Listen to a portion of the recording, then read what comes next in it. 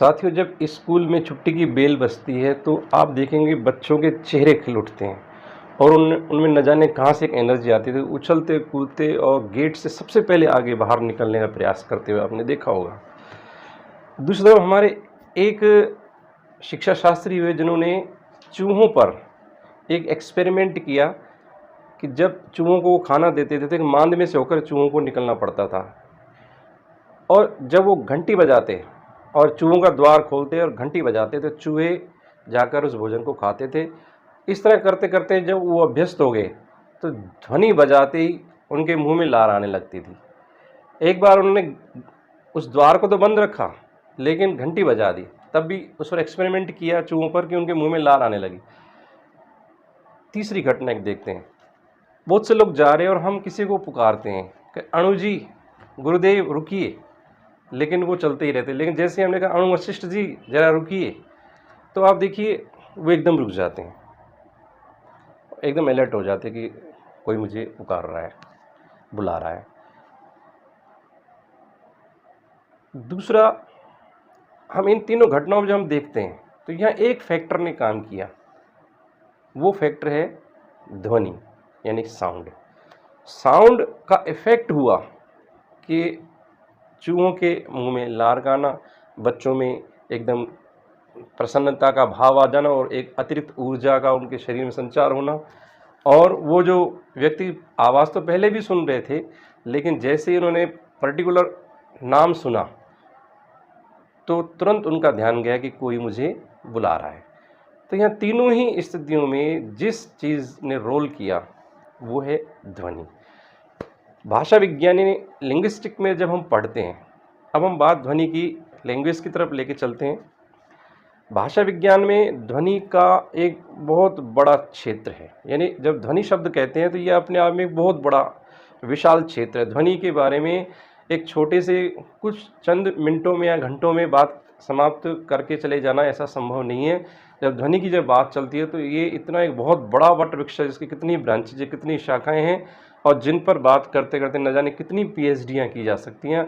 आज ये ध्वनि जो है हमारे भाषा विज्ञान में इतना बड़ा व्यापक क्षेत्र लिए हुए है। तो जब बात ध्वनि की आती है तो हम ये देखते हैं कि ध्वनि की जो उत्पत्ति हुई, सर्वप्रथम जो उत्पत्ति हुई वो ऐसा माना जाता है कि भगवान शिव के डमरू से हुई है। एक श्लोक संस्कृत में कि नृतावसाने नटराज राजो ननाद ढक्काम नव पंचवारम उद्धर्त कामो सनकादिक सिद्धानेत विविमर्शे शिव सूत्र जालम।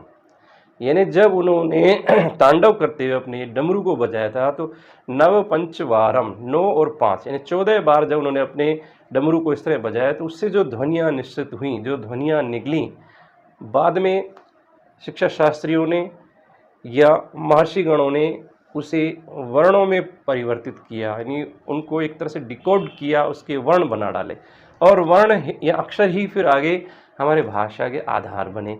तो ध्वनि का जो उद्गम है वो इस प्रकार हुआ है, ऐसा माना। बाद में तो अनेक भाषाओं ने, अनेक सिविलाइजेशन सभ्यताओं में इन पर कार्य हुआ है, खोजें हुई हैं, जानकारियाँ बढ़ी हैं, लेकिन मूल जो विचारधारा अगर हम देखें तो ध्वनि का जो निस्सरण हुआ या जिसकी उत्पत्ति हुई वो भगवान शिव के डमरू से मानी। जैसे अयुण रीलिक अयुंग अयो छयवर्णन जमंग दस, ये जो माहेश्वर सूत्र हैं उनसे ही शब्द, वर्ण और ध्वनि इत्यादि, लय, ताल, स्वर जितने भी संसार में हैं वो समस्त इन्हीं में समाहित हैं। यानी उन सब चीज़ों का परिचय हमें इन माहेश्वरी सूत्रों में, या यूँ कई लघु या जो सिद्धांत कौमुदी जो रची गई थी उसमें समस्त चीज़ों का हमें उत्तर मिलता है।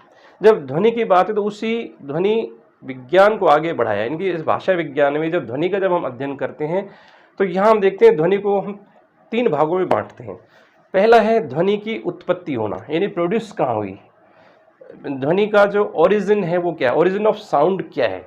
उसके बाद हम देखते हैं ध्वनि संवहन, यानी कि साउंड ट्रांसमिशन सेकंड नंबर पे आता है। और तीसरा जो चरण आता है कि ध्वनि श्रवणीयता, यानी कि श्रवणन हुआ, सुना गया ध्वनि को, यानी कि रिसीविंग ऑफ साउंड। ये 3 कैटेगरी बनती हैं। जब ध्वनि की उत्पत्ति की यानी कि ओरिजिन ऑफ साउंड की जब हम बात करते हैं तो ये उच्चारण क्षेत्र की बात हम कर रहे थे। जब उच्चारण किस तरह हुआ और उच्चारण को जब हम इसका अध्ययन करते हैं तो आर्टिकुलेटरी फोनेटिक्स के तहत करते हैं, यानी कि उच्चारणीय जो अवयव हैं, यानी कि जो ध्वनियाँ निकलती हैं वो ध्वनियाँ कब और किस दशा में, किस अवस्था में बाहर निकलती हैं, जो कि संवहित होकर और किसी के कानों तक पड़ती हैं और वो सुनाई देती हैं। यानी कि ध्वनि को निकालते हुए किन किन शारीरिक अवयवों का इसमें रोल होता है, उसका अध्ययन जो है इसके तहत किया, यानी आर्टिकुलेटरी फोनेटिक्स के तहत किया जाता है।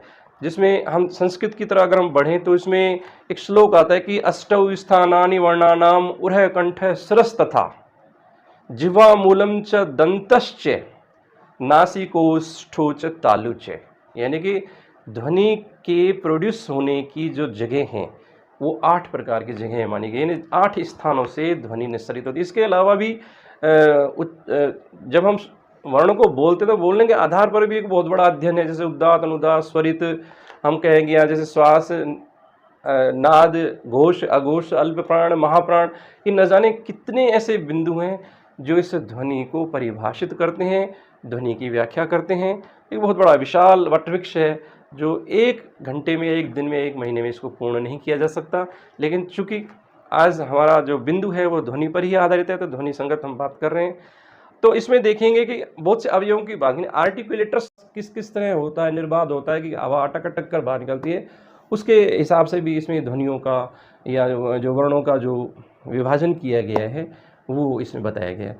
तो हम पहला जो देखते हैं कि जो ध्वनि की उत्पत्ति, यानी सीधा उसका संबंध उच्चारण से रुकता है, उच्चारण पर जाकर ठहरता है।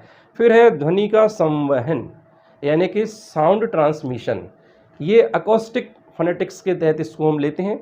और ये जो स्कोप है ये फिजिक्स के क्षेत्र में चला जाता है, यानी फिजिक्स यानी कि ध्वनिक ध्वन्यात्मकता का जब हम अध्ययन करते हैं तो फिजिक्स के तहत हम इसका अध्ययन करते हैं। और तीसरा जो आता है ध्वनि श्रवणीयता, यानी रिसीविंग ऑफ साउंड, जब इसकी बात हम करते हैं तो ये ऑडिटरी फोनेटिक्स के तहत हम इसका अध्ययन कर रहे हैं। हम जो बात करें वो ऑडिटरी फोनेटिक्स की बात करें। ये इसका जो यूज़ है, जो इसका उपयोग है वो मेडिकल साइंस में होता है। आज हम देखते हैं, कभी पहले हमारे भारतवर्ष में नाड़ी विज्ञानी, नाड़ी शास्त्र की बात जब हम करते हैं, वेदों में इसका जिक्र आता है और हमने सुना भी है कि नाड़ी को पकड़कर वैद्य रोगों की जानकारी ले लेते थे। ये क्या है? ये नाड़ी देखना मतलब साउंड ही है। वो साउंड को पकड़ते, नाड़ी की ध्वनि को, नाड़ी की धड़कन को महसूस करके अपने अनुभव के आधार पर वो इस निष्कर्ष पर पहुँचते हैं कि रोगी को इस प्रकार की तकलीफ है या ये रोग हो सकता है। और इसी को ही पाश्चात्य लोगों ने अपनाया। जानकारी ज्ञान हमारा था, लेकिन चूंकि उस पर जो यांत्रिक कार्य जो होना चाहिए उसमें वो परफेक्ट है, और उन्होंने इस तरह के डिवाइस बना दिए, सोनोग्राफी बना दिए, स्टेथोस्कोप बना दिया, जो सारी चीज़ें ध्वनियों पर ही डिपेंडेड हैं। अब हम जब देखते हैं मैग्नेटिक फील्ड के अंदर इन ध्वनियों की जांच करते हुए उन्हें अन्य तरंगों में, अन्य प्रकाशित तरंगों में या चुंबकीय तरंगों में बदलकर हम उस रोग को समझ लेते हैं कि शरीर में कहाँ क्या गड़बड़ है। तो देखिए, है सारा खेल, सारा गेम जो है वो साउंड का है। साउंड की जो ग्राफिक स्थिति है वो लेकर हम रोगों के बारे में पता कर लेते हैं। तो ये जो ध्वनि की श्रवणीयता है वो चिकित्सा क्षेत्र में जाती है। तो हम 3 कैटेगरियों में, जो पहली थी ध्वनि की उत्पत्ति, वो भाषा विज्ञान के तहत है, वो हमारे शिक्षा के क्षेत्र में कह लीजिए या छात्र और अध्यापकों के क्षेत्र की चीज़ें हैं, उस पर हम आधारित बात करेंगे कि ध्वनि क्या है और ध्वनि का क्या महत्व है या ध्वनि का क्या जादू है भाषा में। इस चीज़ को आज हम जानेंगे। अब इसमें एक चीज़ और देखें, इसको कैटेगराइज करें, जैसे कि जो स्पीच एंड साउंड की जब बात चलती है, इसकी भी कितनी ही शाखाएं, उन शाखाओं की जब हम बात करते हैं तो पहला जो है स्पीच एंड साउंड, यानी जब हमने कुछ बोला या उसकी जो ध्वनि, उसका जो क्षेत्र है वो है फोनेटिक्स, यानी कि स्वर विज्ञान के क्षेत्र में आता है। स्वर विज्ञान आप देखेंगे, स्वर विज्ञान फोनेटिक्स में हम इसको पढ़ते हैं। और दूसरी कैटेगरी होती है फनीम्स, यानी जैसे स्वनिम, हिंदी में या संस्कृत में कहते हैं स्वनिम। स्वनिम जो है वो ध्वनि विज्ञान के क्षेत्र में आता है। पहला जो था वो स्वर विज्ञान था और दूसरा जो आता है वह है ध्वनि विज्ञान, ठीक है। और तीसरा जब हम आते हैं वर्ड्स पर, यानी शब्द पर, तो जब शब्द का जब अध्ययन करते हैं या शब्द का जो फिलोलॉजी के तहत कभी जो अध्ययन हुआ करता था आकृति विज्ञान के ऊपर, यानी कि मोर्फोलॉजी जिसे हम कहें, मोर्फोलॉजी में हम आकृति विज्ञान के तहत इसको हम लेते हैं। मोर्फोलॉजी यानी कि शब्दों की जो बनावट, आकृति इत्यादि, इस पर जो अध्ययन किया जाता है, ये हैं कहीं आसपास साउंड के ही, उस ध्वनि के ही आसपास है, उसी के क्षेत्र, उसी के हिस्से हैं। तो हम मोर्फोलॉजी के तहत इसका अध्ययन करते हैं। फिर आता है एक वाक्यांश और वाक्य, यानी कि फ्रेजेस एंड सेंटेंसेस। इनका जब हम अध्ययन करते हैं तो सिंटैक्स के तहत करते हैं, यानी कि वाक्य विन्यास वाली कैटेगरी में इसको हम लेके इनका हम अध्ययन करते हैं, वाक्य विन्यास सिंटैक्स के तहत। फिर आगे बढ़ते हैं कि literal meaning of phrases and sentences, यानी कि जो हमारे लिखे हुए जो वाक्य हैं या वाक्यांश हैं और उनका जो अर्थ है, उनका जो सार्थकता जो है उनकी, उसका जब हम अर्थ करते हैं तो सिमेटिक्स के तहत करते हैं। उसका जो हम अध्ययन करेंगे वो सिमेटिक्स के तहत करेंगे। और अंत में आता है कि meaning in context of discourses, यानी कि हम इसमें देखते हैं प्रैग्मेटिक्स के तहत इसका अध्ययन करते हैं। तो हम अगर ध्वनि की बात करने निकलेंगे तो ये बहुत बड़ा वृक्ष है जिसकी बड़ी बड़ी शाखाएं हैं और जिन पर घंटों बात की जा सकती है। और इनसे भी हटकर अगर हम ध्वनि संप्रदायों की तरफ अगर निकल जाएं तो एक बहुत बड़ा एक ध्वनि के क्षेत्र में बड़े बड़े संप्रदाय को अभिनवगुप्त, ऐसे बहुत से विद्वान शास्त्री हुए हैं, जो मनीषी हुए, ऋषि हुए हैं। एक्चुअल में ये एक शिक्षा शास्त्री तो कहना छोटा शब्द है, ये कि मनीषी लोग थे, प्रभु के भेजे हुए कुछ ऐसे लोग थे जिन्होंने इन चीज़ों पे बड़ा गहरा अध्ययन किया है और उन पर भी हजारों पीएचडियाँ की जा सकती हैं, इन पर अध्ययन किया जा सकता है। तो आज हम जो बात कर रहे हैं कि भाषा का जो आधार है वो है ध्वनि। भाषा का आधार है ध्वनि, ध्वनि नहीं तो फिर भाषा नहीं।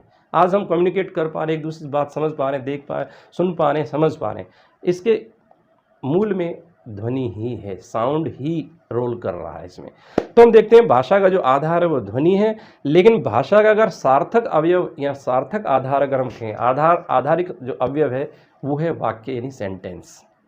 लेकिन अब जब बात ध्वनि की आती है तो केवल ध्वनि कहकर हम इसे नहीं छोड़ सकते। ध्वनि के अंदर स्वर भी हैं, मात्रा भी है, बलाघात भी है और वृत्ति भी है। यानी कि जब हम ध्वनि का अध्ययन करेंगे तो उसमें स्वर, मात्रा, आघात और वृत्ति। आघात मीन्स स्ट्रेस या बलाघात कह सकते हैं। तो आज हम इसको और आगे न बढ़ाते हुए हम अपना अध्ययन एक छोटे से बिंदु की ओर मोड़ते हुए, घुमाते हुए इसको हम इस वीडियो को समाप्त करेंगे। तो इसमें जो पहला शब्द जो इसमें आया जो एक आघात, यानी कि स्वराघात, यानी जिसे हम कहें आघात या स्ट्रेस, बलाघात, ये क्या है और इसका जादू भाषा में क्या है, इसको हम समझेंगे विभिन्न उदाहरणों से कि बलाघात या आघात या यूँ कहिए कि स्ट्रेस क्या है। चाहे अंग्रेजी भाषा हो, चाहे फ्रेंच हो, लैटिन हो, संस्कृत हो, लिथुआनियन हो, सब भाषाओं में इसका बड़ा महत्व है। अब हम बात कर रहे हैं ध्वनि की बातों को ले जाते हुए, अब हम जाकर ठहरते हैं बलाघात पर। बलाघात क्या है इसको हम समझने का प्रयास करेंगे। तो देखिए, बलाघात का एक हम उदाहरण के जरिए आपको हम बताएंगे कि बलाघात क्या है और बलाघात का कितना बड़ा जादू है, क्या है। इसको हम समझने के लिए कुछ उदाहरण और उसकी कुछ कैटेगरीज देखते हैं कि ये एक्सेस मतलब ये जो एक्सेंट है वो क्या है, बलाघात क्या है और बलाघात किस प्रकार एक शब्द या एक वाक्य के अर्थ को बदल देता है। एक जरा सा स्ट्रेस किसी एक शब्द पर पढ़ने से अथवा न पढ़ने से वाक्य के अर्थ बदल जाते हैं, वो हम देखेंगे। इस स्ट्रेस का, इस बलाघात का, इस ध्वनि का जो जादू है भाषा विज्ञान में कैसा है, क्या है, वो हम एक उदाहरण से आपको बताएंगे। और एक निवेदन हो, अगर ये वीडियो आपको अच्छा लग रहा है, आपको किसी काम का लग रहा है तो इसको लाइक ज़रूर करें, अच्छा नहीं लग रहा है तो डिसलाइक कर दें।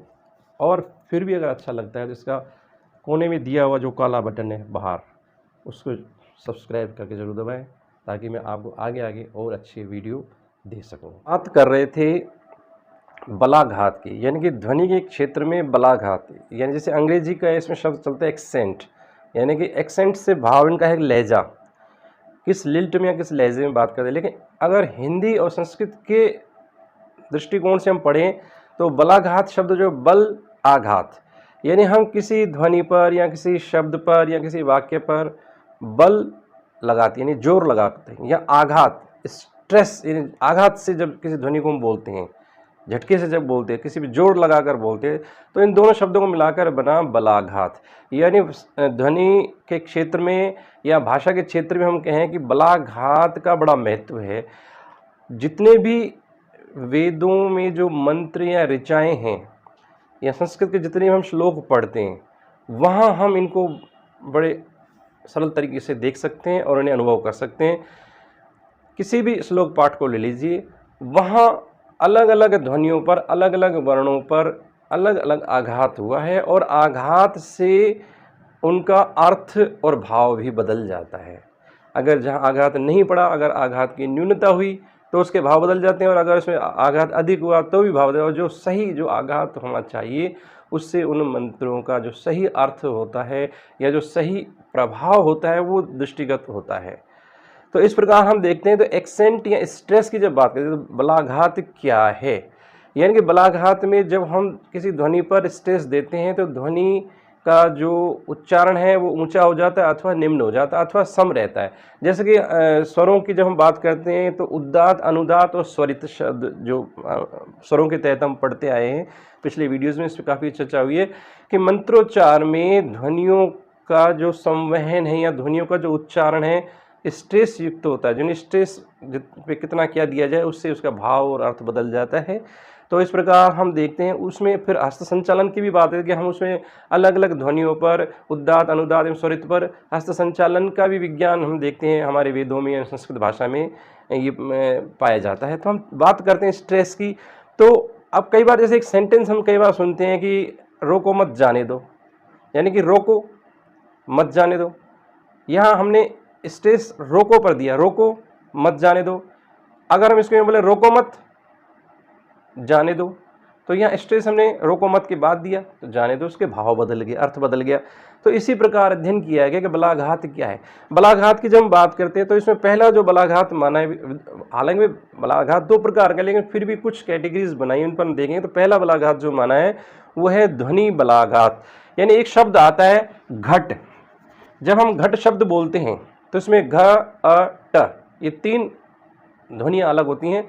तो इसमें हम देखें घट, इसमें जो अ है इस पर ज़्यादा बल पड़ रहा है, घट घट, अ पर ज़्यादा। यानी जब वाणी या जो किसी ध्वनि पर जब स्ट्रेस ज़्यादा होता है तो उस ज़्यादा स्ट्रेस को हम शिखर कहेंगे। यानी आप देखेंगे साउंड का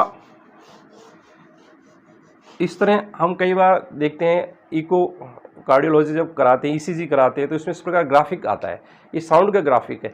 तो इसी प्रकार हम ये देखते हैं कि ध्वनि पे जो घट बोलते हैं तो अ पर जाता है तो उसको हम बोलते हैं शिखर, और बाकी जो ध्वनि है जो शिखर से नीचे है वो गह्वर कहलाती हैं।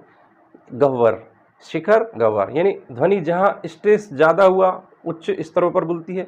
तो इस प्रकार बलाघात को जिस ध्वनि पर ज़्यादा बलाघात पड़ता हो या किसी पे कम पड़ता है। अब जैसे एक अलंकार की बात है, वक्रोक्ति अलंकार की जब हम बात करते हैं तो उसमें काकु वक्रोक्ति और वक्रोक्ति, तो वहाँ वक्रोक्ति का प्रयोग ही इसी पर आधारित है। यार किसी ने कुछ कहा और हमने जानबूझकर या अज्ञानतावश उसे कुछ समझा तो ये वक्रोक्ति के क्षेत्र में चला जाता है। तो यहाँ भी जो गेम है वो इसी साउंड का ही है, यानी कि ध्वनि पर स्ट्रेस कितना पड़ा, बलाघात कितना पड़ा, ये ध्वनि के क्षेत्र में आता है।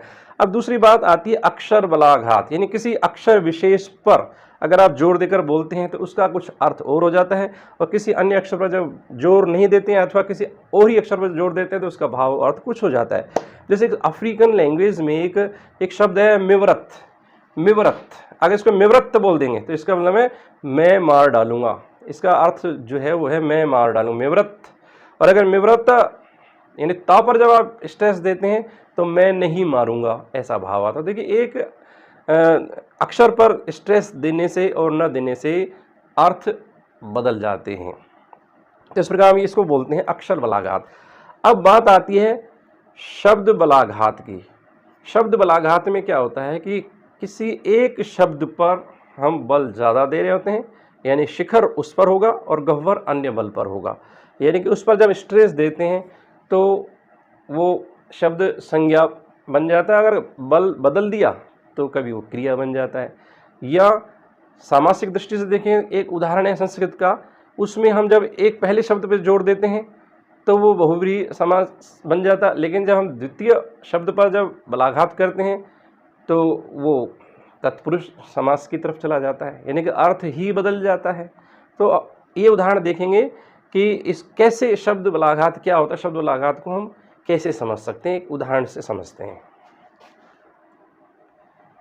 संस्कृत में एक शब्द है इंद्र शत्रुवर्धस्व, इंद्र शत्रुवर्धस्व। अब यहाँ अगर हम इंद्र पर बल देते हैं, इंद्र शत्रुवर्धस्व, तो यहाँ ये बहुव्रीहि का उदाहरण बन जाता है, यानी इंद्र ही है शत्रु जिसके, इंद्र शत्रु वर्धस्व। और अगर हम अगली बार हम बोलेंगे इंद्र शत्रु वर्धस्व, यहाँ हमने इंद्र शत्रु को साथ बोलकर स्टेस यहाँ लिया और वर्धस्व को अलग किया, तो यहाँ इस अवस्था में तत्पुरुष समास में चला जाता है। यानी कि इंद्र शत्रु वर्धस्व, इंद्र पर स्टेस देने पर ये हुआ कि इंद्र ही शत्रु है जिसके, यानी वृत्रासुर। और दूसरी बार हम देखते इंद्र शत्रु वर्धस्व, यानी इंद्र के जो शत्रु हैं यानी कि वृत्रासुर हैं, वर्धस्व उनकी वृद्धि हो। यानी कि वृत्रासुर पक्ष के जो पुरोहित थे उन्होंने इस मंत्र को दूसरी तरह से बोला, इंद्र शत्रु वर्धस्व, इंद्र शत्रु वर्धस्व, यानी इंद्र के शत्रु यानी कि वृत्रासुर का वृद्धि हो, विकास हो, उनकी वृद्धि हो, अभिवृद्धि हो, उनका सब कुछ अच्छा हो। लेकिन जो पहली ध्वनि थी स्ट्रेस बदलने से दोनों मंत्रों का अर्थ बदल जाता है। और संस्कृत में इसी बात पर बल दिया गया है कि जितने भी वैदिक मंत्र ऋचाएँ हैं उन पे हमें किस ध्वनि पर, किस शब्द पर बल देना है, तो उसके क्या भाव निकलते हैं, किस शब्द पर बल न देने से या ध्वनि पर बल न देने से उसके भाव क्या हो जाते हैं।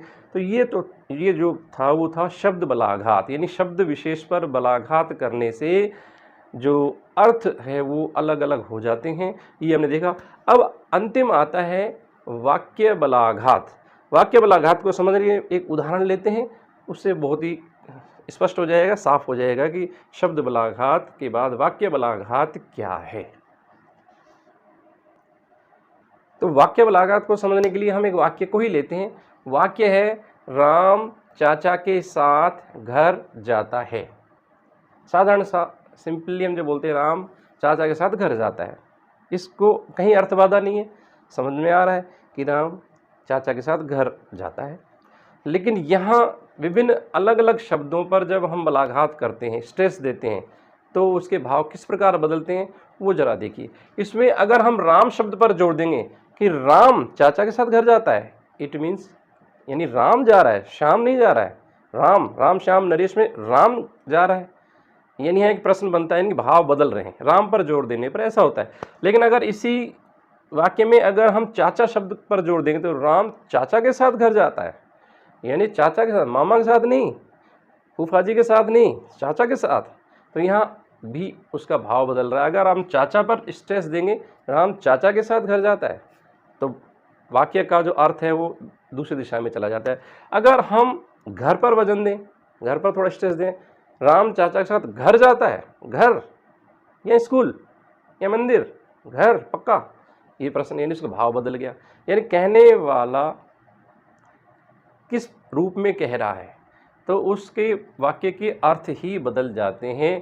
तो हम ये देखें किसी शब्द विशेष पर बल देने पर वाक्य का अर्थ बदल गया, इसलिए इसको वाक्य बलाघात के रूप में माना गया है। यानी राम चाचा के साथ घर जाता है, यानी जाता है, मैंने तो नहीं सुना था जाता है, कभी नहीं सुना कि राम इनके घर गया हो। तो इस प्रकार हम देखें जिन जिन शब्दों पर हम स्ट्रेस देते हैं तो वाक्य का पूरा अर्थ बदल जाता है। इस प्रकार के आघात को, इस प्रकार के बलाघात को वाक्य बलाघात कहते हैं, स्ट्रेस कहते हैं। हालांकि कुछ ध्वनि ऐसी होती हैं जो क्षीण, मतलब बल डाले पर क्षीण हो जाती हैं, कुछ स्फुट रूप से बोलती हैं। अंग्रेजी में एक शब्द आता है अनस्ट्रेस्ड, तो ये शब्द थोड़ा सा त्रुटिपूर्ण लगा। अनस्ट्रेस्ड, ये जिस पर कोई स्ट्रेस ही ना हो, जब स्ट्रेस ही नहीं हुआ तो उसका उच्चारण भी नहीं हुआ, और जब उच्चारण नहीं हुआ तो फिर वो श्रव्य कैसे होगा। तो वो थोड़ा शब्द में यहाँ मैं समझता हूँ थोड़ा संशोधनीय है। इसमें हम कहेंगे अत्यल्प बलाघात वाला अक्षर या वर्ण या ध्वनि। तो इस प्रकार हमने देखा कि भाषा विज्ञान के तहत यानी कि लिंग्विस्टिक्स के तहत जब हम ध्वनि का अध्ययन करते हैं तो ध्वनि का अध्ययन एक बहुत बड़ा विशाल अध्ययन है। और आज हमने उसके एक छोटे से बिंदु बलाघात पर विचार किया, बलाघात क्या होता है और किस किस ध्वनि शब्द या वाक्य होता है और उसके अर्थ में किस प्रकार भिन्नता आ जाती है, इसका हमने अभी अध्ययन किया।